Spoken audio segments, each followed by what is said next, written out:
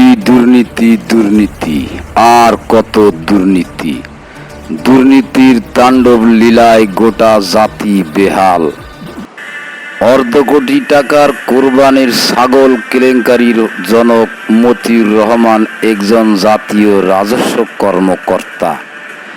বর্তমানে কাস্টমস আপিলত ট্রাইব্যুনালের প্রেসিডেন্ট। বেতন পায় প্রায় 1 লক্ষ টাকা।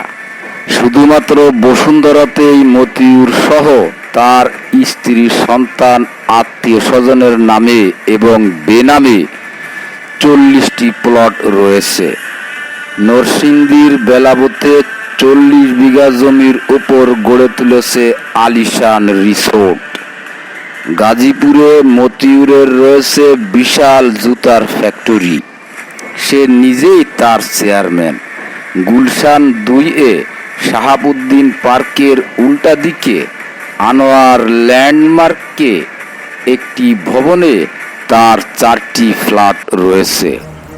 প্রতিটি ফ্ল্যাটের ন্যূনতম মূল্য 5 কোটি টাকার বেশি।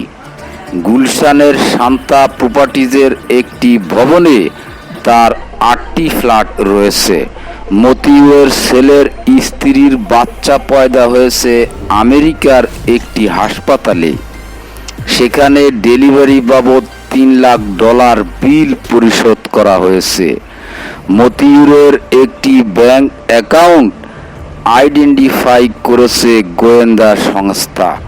সেখানে 117 কোটি টাকা আছে বলে জানা গেছে।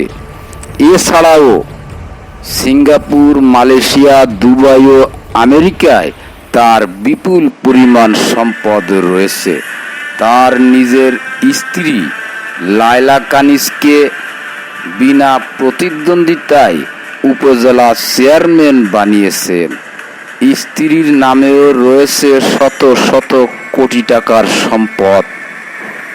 এরা জাতির দুশ্মন।